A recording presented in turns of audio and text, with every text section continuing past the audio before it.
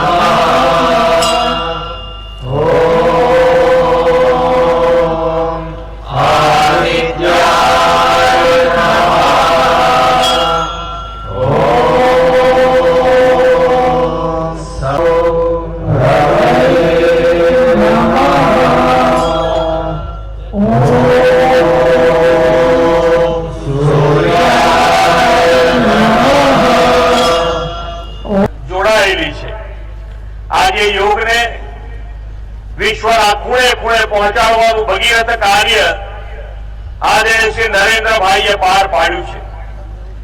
વડાપ્રધાનશ્રીએ યોગ દિવસ ઉજવવાનો United nation general એમ્બેસીમાં 2014માં પ્રસ્તાવ મૂક્યો અને તેને સ્વીકારીને 21મી જૂને યોગ દિવસ તરીકે આપણે ઉજવી રહ્યા છીએ. વડાપ્રધાન શ્રી નરેન્દ્રભાઈ મોદી એવા વિઝનરી લીડર છે જે હંમેશા સ્વદેશ હિત સાથે સમગ્ર પૃથ્વીના હિતનો વિચાર કરે છે.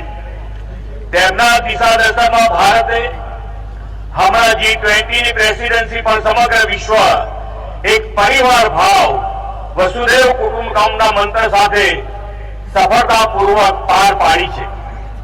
શ્રી નરેન્દ્રભાઈએ યોગ સૂર્ય નમસ્કાર સાથે સૂર્ય ઉર્જાનું વધુ એક મહત્વ બિન પરંપરાગત ઉર્જા સ્ત્રોત તરીકે વિકસાવીને પ્રસ્થાપિત કર્યું છે.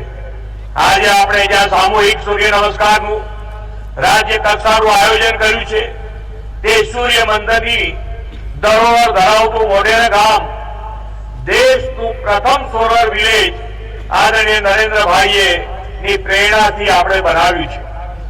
આજે સોલર વિલેજમાં આ પ્રાચીન સૂર્ય મંદિર પરિસરમાં ઉગતા સૂર્યના પ્રથમ કિરણની ઉષ્મા અને 2024ના વર્ષના પ્રથમ દિવસની નવી ઉર્જા સાથે સામૂહિક સૂર્ય નમસ્કારનો ઉપક્રમ યોજાયો છે. વડાપ્રધાનશ્રીના દિશા દર્શનમાં યોજાયેલું સૂર્ય નમસ્કાર અભિયાન સમગ્ર રાજ્યમાં 1 મહિના ચાલ્યું અને રાજ્યના 15 લાખથી વધારે યોગ પ્રેમીઓ તેમાં જોડાયા.